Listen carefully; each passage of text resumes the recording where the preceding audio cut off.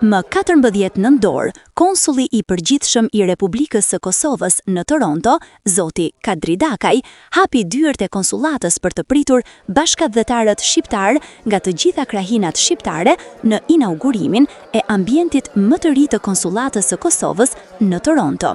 Një ditë e veçantë që solli 3 gëzime në një ditë. Së pari, u shënua me krenari hapja zyrtare e konsullatës, një hap i rëndësishëm për komunitetin shqiptar në Kanada. Së dyti, u festua 14 nëntori, dita e alfabetit shqiptar, një prej momenteve më të rëndësishme të historisë sonë kombëtare, i themeluar në manastir. Së treti, u qel ekspozita e piktorit të mirënjohur dhe ambasadorit të kombit, zoti Zeqiria Recepi, i cili me artin e tij solli ngjyra dhe emocione të veçanta në këtë natë. Të pranishëm ishin ambasadori i Kosovës, zoti Adriatik Kryeziu, imami i xhamisë shqiptare në Toronto, zoti Adnan Berbatovci, kryetar shoqatash, përfaqësues biznesesh dhe media shqiptare në Toronto e Kanada.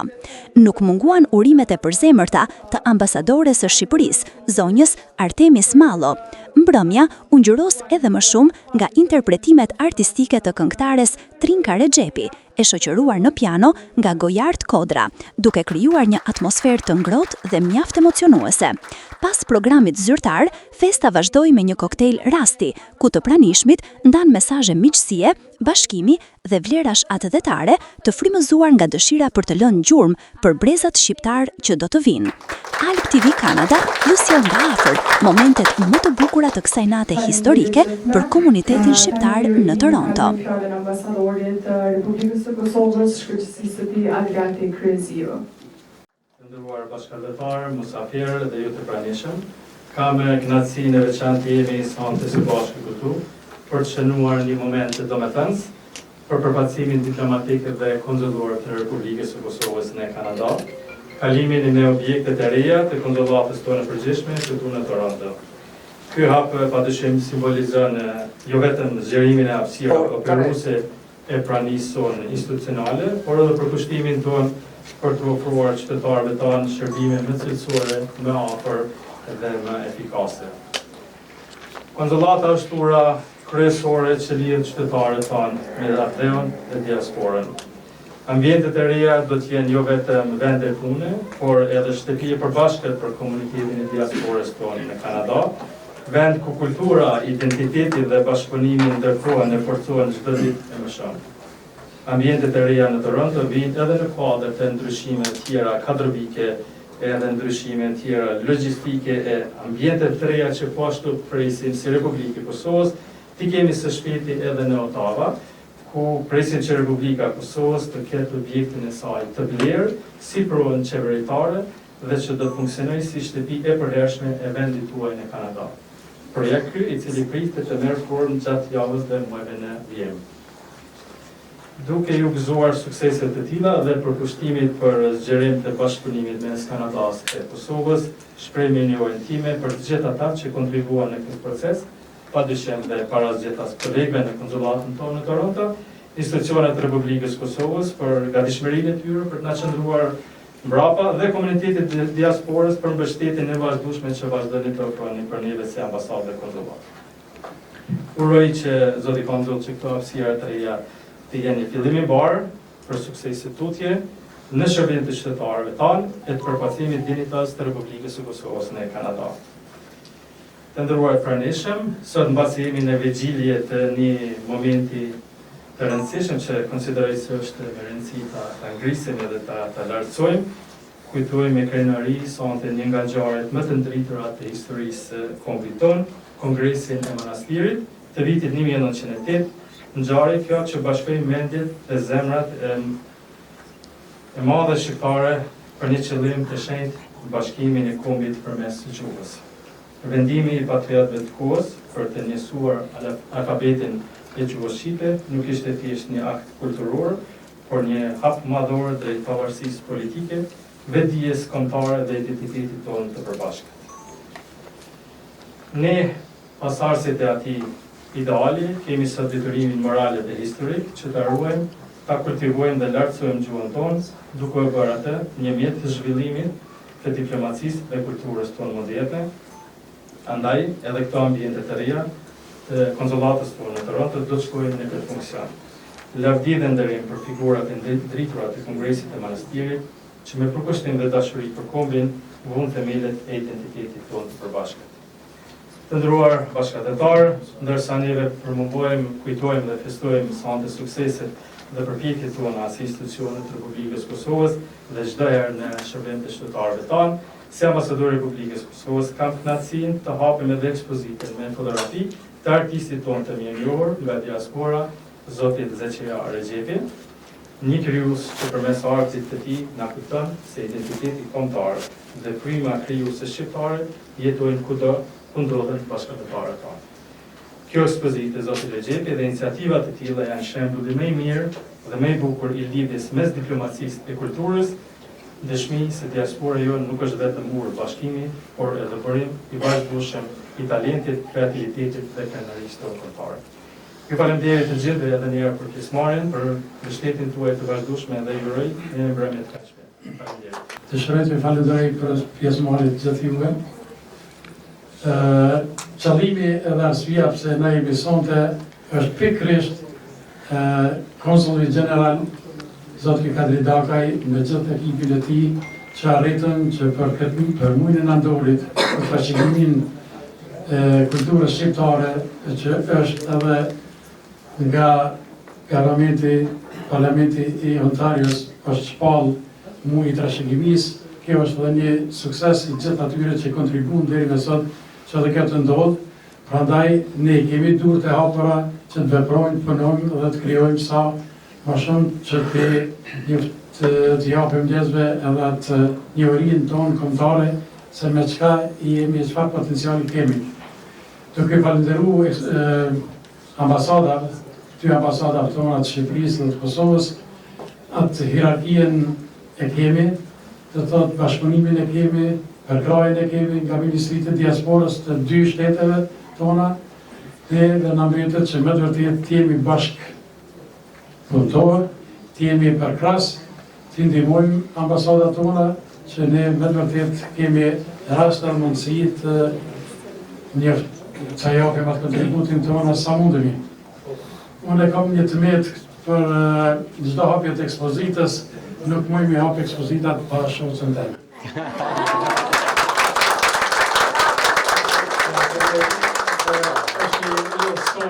Ju faleminderit shumë nga zemra, se nga se këtu sonte shumë zotri ambasador, pastaj konsulatën, shumë artist, businessman, kameraman, shumë shoqëri përmes të Facebook-ut. Ju falemnderit shumë, respekt pafund që jeni sonte në hapjen e konsulatës së Republikës së Kosovës. Përshëndetje dhe respekt për zotri ambasadorin dhe zotri Dakajn dhe për gjithë ju. Faleminderit shumë gjithëve, të nderuar zonja zotrin, i nderuar ambasador i Republikës Kosovës, Adriati Kryze, faleminderit shumë që erdhët nga Ottawa të na bashkangjitni për këtë sukses të përbashkët.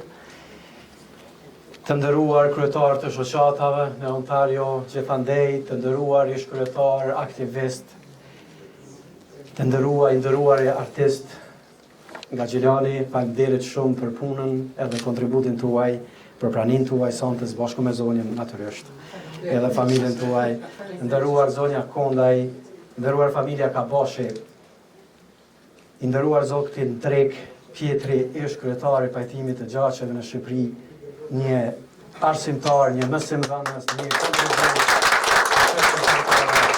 Faleminderit shumë të nderuar përfaqësues të organizatave të ndryshme të rinisë, të nderuar përfaqësues të medjave, pasqyrës shqiptare, Alp TV Kanada, Oda Podcast, të nderuar vëllezër dhe motra, zonja zotrin, mirë se keni ardhur në lokalet e reja të shtëpisë suaj, të shtëpisë tonë të përbashkët konsulatës përgjithshme të Republikës Kosovës në Toronto. Një hapësirë pak më zgjeruar, më përshtatshme për të ofruar një ngrohtësi, mikpritje, por edhe shërbime, siç e tha ambasadori, më të mira për gjithë qytetarët pa dallim nga ata vinë. Ku ka më mirë se sa të hapet një hapësirë e tillë në muajin nëntor, në muajin e flamurit, në muajin e trashëgimisë kombëtare që tashmë ekziston në Ontario dhe ku ka më mirë që kjo të hapet me një ekspozitë nga artisti nga Gjilani, i cili jo vetëm këtu, po gjithandej botës ka lënë një punë të vyeshme me veprat e tij. Karriera ti mbi 45 vjeçare në punë, e po ashtu mosha ti në fakt që nuk korrespondon me numrat që i ka, është vërtet një punë e mrekullueshme edhe është një gjë shumë e mirë për gjithë ne. Veprat e tij flasin për vuajtjen, për përsekutimin që ka përjetuar kombi ynë, por njëkohësisht shprehin rilindjen, forcën dhe krenarin që ka gjetur populli ynë, që aq shumë e deshti, aq shumë e pagoi atë shtrejt liri. Faleminderit të nderuar artistë edhe një herë për punën, angazhimin tënd, faleminderit që je pjesë e pandashme e komunitetit tonë. Faleminderit po ashtu për zonën dhe gjithë. E kur jemi te forca dhe ballafaqimi me atë që ka përjetuar një pjesë e kombit tonë, dua që ta falenderoj një artiste tjetër, e cila jashtë profesionit të saj si aktore dhe përkundër vështirësive që ka kaluar viteve të fundit, ka gjetur kohën dhe forcën e saj që në objektin e ri të konsulatës përgjithshme ta plotësoj një hapësirë e cila është në këndin e dedikuar të mbijeturve, motrave dhe vëllezërve, po ashtu nënave dhe vajzave tona që kanë vujtur nga të trajtimet seksuale gjatë luftës së fundit në Kosovë. Ata janë forca dhe krenaria jonë të cilët duhet i mbështesim, pra atje në kënd janë të vendosura disa nga punimet që gratë nga Kosova kanë punuar, por që kanë përquar ato përmes Lyra Gjocit dhe iniciativës së saj. Lyra, faleminderit shumë për kontributin. Ai kanë përgjyshe në një takim tjetër që do të bëhet kur do të ftojmë po ashtu pak më gjerë, do të dedikohet si këndi kurajos, këndi forcës edhe këndi qëndresës tonë. Sot që po hap me zyrtarisht objekte të reja, edhe pse shumica nga ju keni qenë prezent në atë kohë, që konsulata, e dini që konsulata përgjithshme e Republikës Kosovës në Toronto është hapur në vitin 2018 nga ish kolegu konsulli i parë i përgjithshëm zoti Donat Sylla, i cili ka bërë hapjen e parë së bashku me kolegët e atëhershëm. Dhe ka hapur që ka filluar fillimisht me aktivitetet dhe me ofrimin e shërbimeve, ku me këtë rast dua ta falenderoj atë dhe të gjithë ata që kanë kontribuar në këtë konsullat deri më tani. Ne kemi avancuar tutje, siç e tha ambasadori, duke rritur stafin, duke rritur numrin e aktiviteteve dhe shërbimeve, tani më është zgjeruar dhe hapësira për takime, e kjo është dëshmi më e mirë që Republika e Kosovës po ecën me hapa pozitiv përpara duke forcuar dhe ndërtuar çdo ditë më shumë.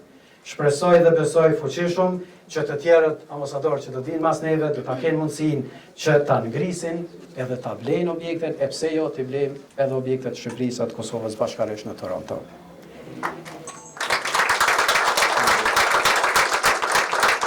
Ambasadori përmendi një datë shumë të rëndësishme, fillzoa të hymetej, po është 14 nëntori, mbajtja e Kongresit Manastirit, i cili ka përcjellë mesazhin jo vetëm të unifikimit të gjuhës, por të identitetit, të kulturës dhe traditës tonë.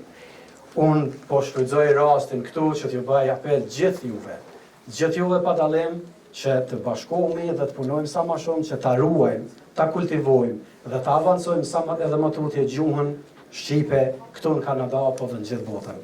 Andaj ftoj të gjithë ata që punojnë, që kanë punuar me mësues, që punojnë me fëmijë, të ofrohen bashkë me shoqatat, me komunitetin dhe ta ndërtojmë një urë lidhëse mes gjuhës tonë duke forcuar dhe duke krijuar kushte sa më të mira që fëmijët tanë, fëmijët e juaj, të flasin dhe ta mbrojnë dhe ta kultivojnë gjuhën shqipe.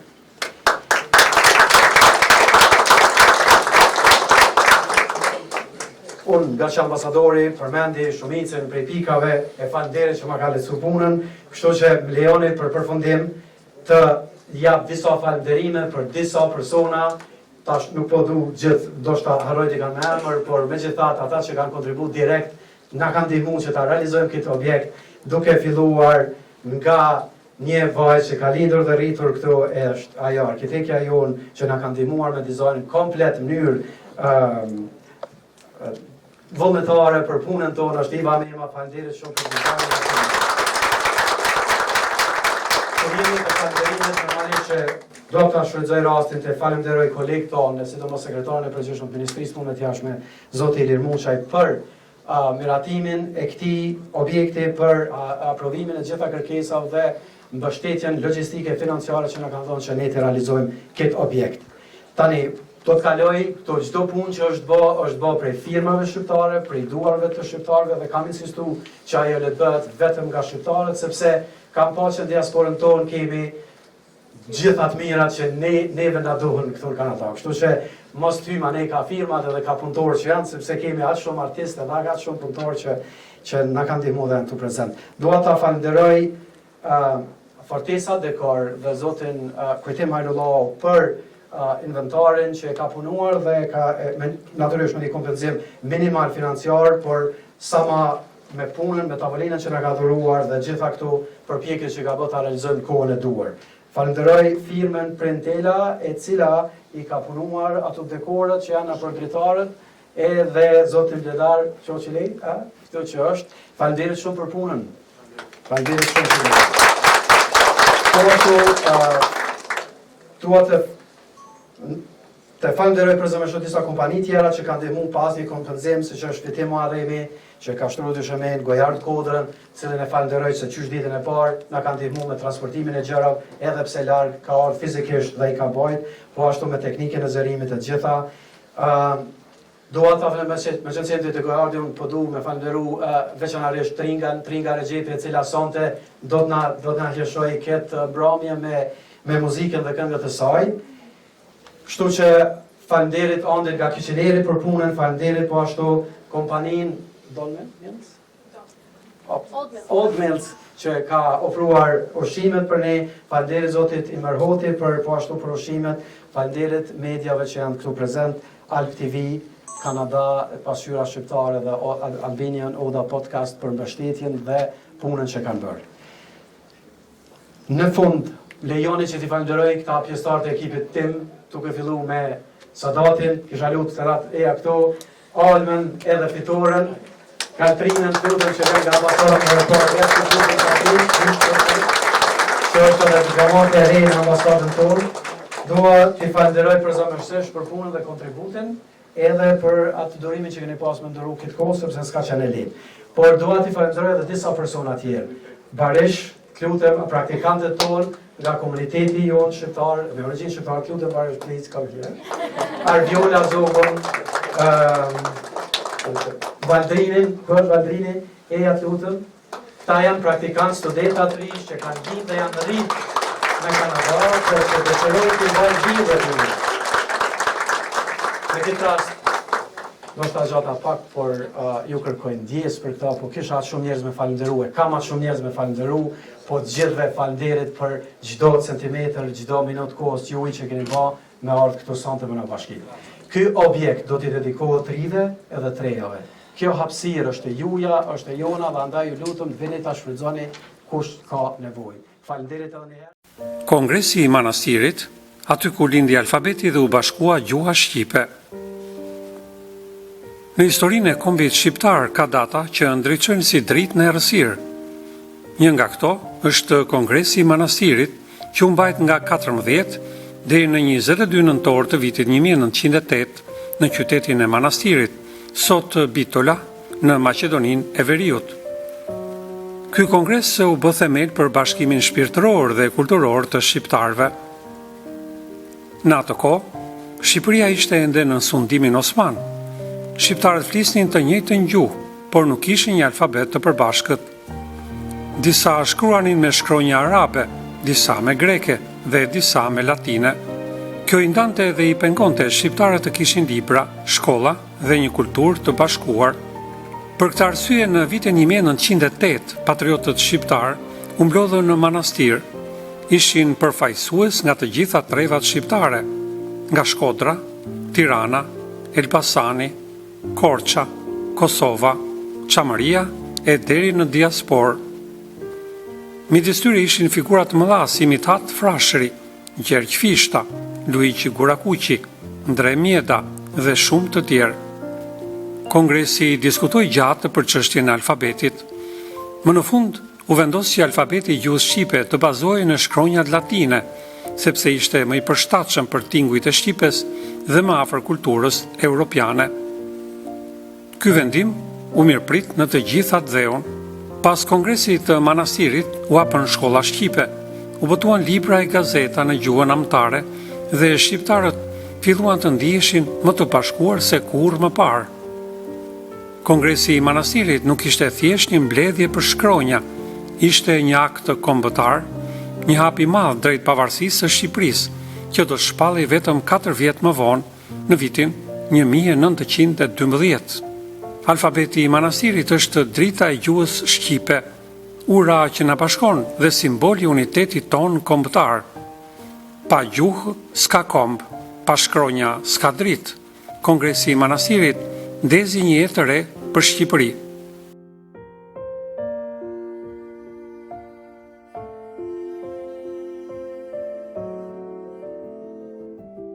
Mbrëmja u ngjyros edhe më shumë nga interpretimet artistike të këngëtares Trinka Rexhepi, e shoqëruar në piano nga Gojard Kodra, duke krijuar një atmosferë të ngrohtë dhe mjaft emocionuese. Pas programit zyrtar, festa vazhdoi me një koktejl rasti, ku të pranishmit ndan mesazhe miqësie, bashkimi dhe vlerash atëdhetare të frymëzuar nga dëshira për të lënë gjurmë për brezat shqiptar që do të vinë. Alp TV Kanada ju sjell nga afër momentet më të bukura të kësaj nate historike për komunitetin shqiptar në Toronto.